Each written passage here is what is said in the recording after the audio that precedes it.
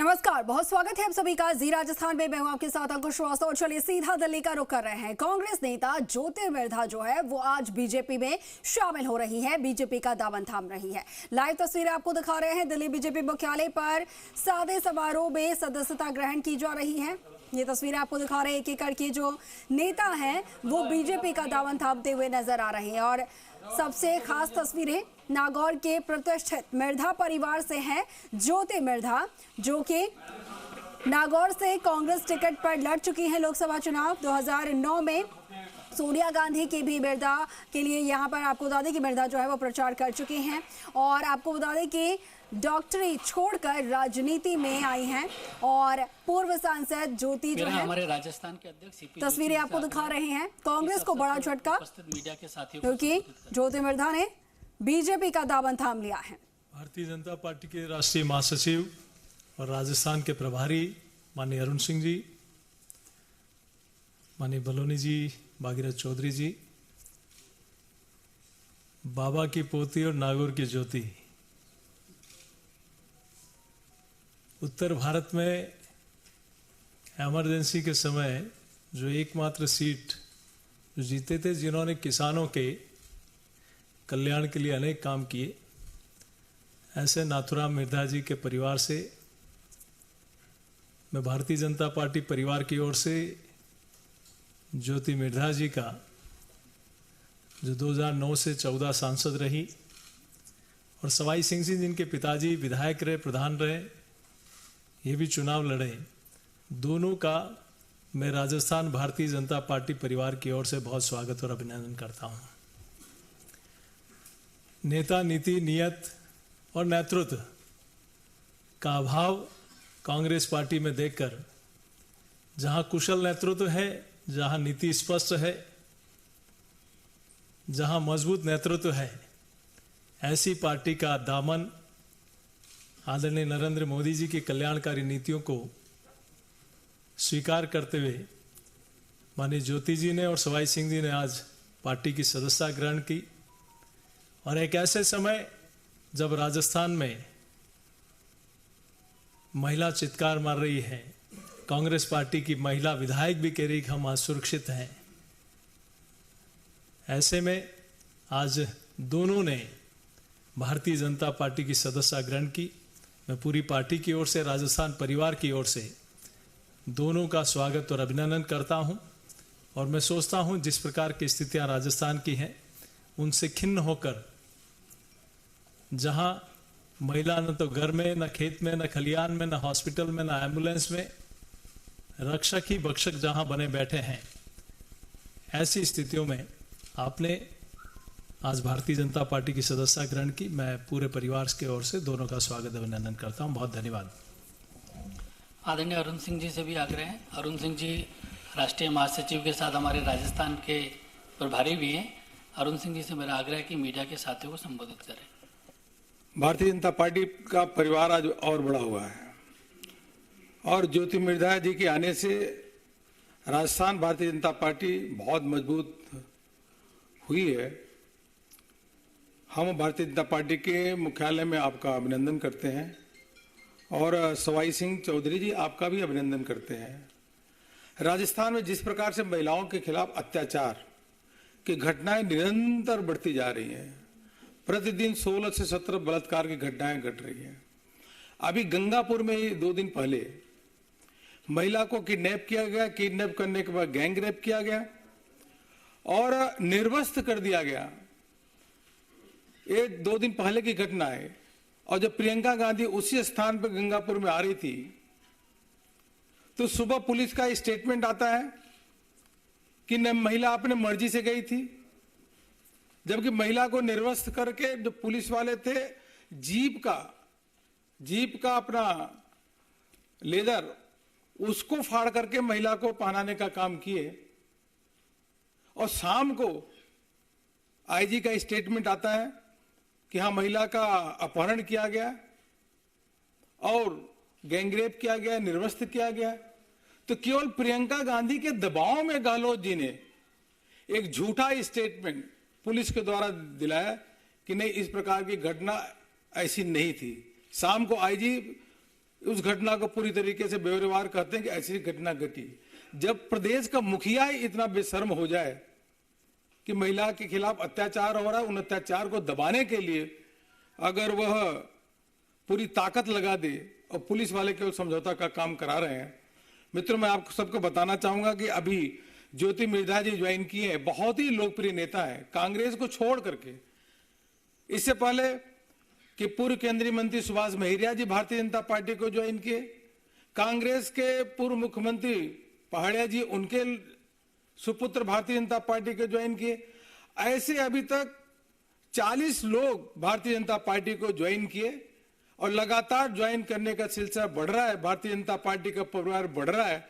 यह स्पष्ट संदेश देता है कि राजस्थान में परिवर्तन की हवा चल रही है और वह कांग्रेस के विरुद्ध है, भारतीय जनता पार्टी के पक्ष में। आपका पुनः पार्टी के मुख्यालय में आप सबका अभिनंदन और स्वागत करता हूं। मित्रों, आप सभी को जानकारी में है कि राजस्थान के अंदर हमारी परिवर्तन यात्राएं चल रही हैं और बहुत उसको जन समर्थन भी मिल रहा है।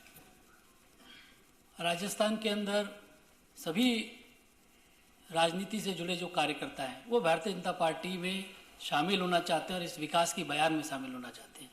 इसी कड़ी में आज ज्योति मिर्धा जी ने भारतीय जनता पार्टी में शामिल हुई हैं। मेरा उनसे आग्रह है कि मीडिया के साथियों को संबोधित करें।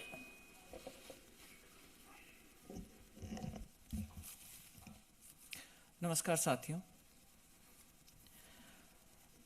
मैंने जब मेरा राजनीतिक जीवन शुरू किया था तो कांग्रेस पार्टी में किया था और मुझे 2009 से 2014 तक सांसद बनने का मौका मिला था।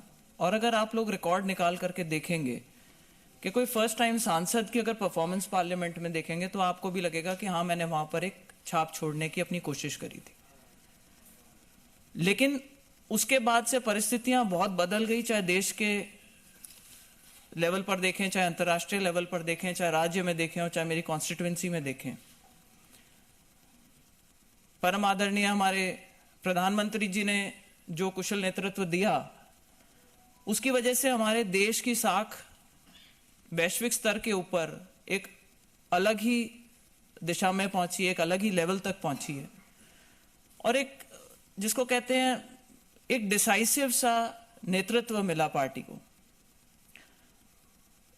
उसके विपरीत हमारी पार्टी जो थी वो पिछले कुछ समय में हम लोग अपनी अपनी बात रखते गए, कभी सुनी जाती थी, कभी नहीं सुनी जाती थी, लेकिन उस दिशा से बिल्कुल विपरीत डायरेक्शन में मूव करने लगी थी। तो जो एक एम लेकर के हम शुरू हुए थे कि भाई राष्ट्र निर्माण के अंदर अपनी एक भूमिका निभाना चाहते हैं, चाहे कितनी भी छोटी हो, चाहे कितनी भी बड़ी हो, चाहे वो किसानों के लिए हो, चाहे महिलाओं के हित के लिए हो, तो वहां पर अब वो अपॉर्चुनिटी मुझे कम दिखाई दे रही थी। आज जो परिस्थिति राजस्थान में है, विशेष तौर पर चाहे महिलाओं को लेकर के, महिला अत्याचार को लेकर के, चाहे हमारे खुद के जो कार्यकर्ता हैं उनकी जो अनदेखी है उसको लेकर के, लॉ एंड ऑर्डर की सिचुएशन को लेकर के, तो जैसा कि अभी आदरणीय अरुण सिंह जी ने बताया कि कई लोग ऐसी घुटन महसूस कर रहे थे और उन्होंने कांग्रेस का परिवार छोड़ करके बीजेपी को अपनाया है। आज मंच पर हमारे अरुण सिंह जी उपस्थित हैं, हमारे राजस्थान के प्रदेश अध्यक्ष आदरणीय सीपी जोशी जी यहाँ पर उपस्थित हैं, सांसद भागीरथ जी, आपके सांसद बलूनी जी। केंद्रीय नेतृत्व ने जो मुझ में विश्वास जताया है और आप लोगों ने जो आज मुझे यहाँ पे पार्टी की सदस्यता दिलवाई है, मैं आपको सिर्फ यही विश्वास दिलाना चाहती हूँ कि आपने जो विश्वास दिखाया है सब 2023 के इलेक्शन में, 2024 के अंदर हमारी तरफ से जो भी प्रयास बन सकेगा हम करेंगे कि पार्टी को और संगठन को मजबूत कर सकें, राष्ट्र निर्माण के अंदर जो भी छोटी बड़ी भूमिका निभा सकें, जो भी पार्टी के एक सच्चे सिपाही की तरह से काम करके और हमारा सहयोग कर सकें, उसके लिए हम तत्पर रहेंगे। यही विश्वास मैं आपको दिलाना चाहती हूँ। और जो ये मौका यहाँ मिला है, इसके अंदर अपना पूरा प्रयास लगाऊंगी कि एक मजबूत सरकार राजस्थान में आए, केंद्र में वापस से बीजेपी की सरकार रिपीट हो, हमारे प्रधानमंत्री जी को एक बार पुनः देश का नेतृत्व करने का मौका मिले ताकि भारत और भी बड़ी ऊंचाइयों को छू सके। और साथ ही मैं बहुत बहुत धन्यवाद करना चाहूँगी प्रधानमंत्री जी का, हमारे आदरणीय नड्डा जी का, अमित शाह जी का, जिन्होंने मुझे ये मौका दिया है कि मैं पार्टी ज्वाइन करूं और आप लोगों के बीच में आज यहाँ हाजिर होकर के और अपनी बात यहाँ पर रख सकूं। आप सभी मीडिया के साथियों का बहुत बहुत धन्यवाद।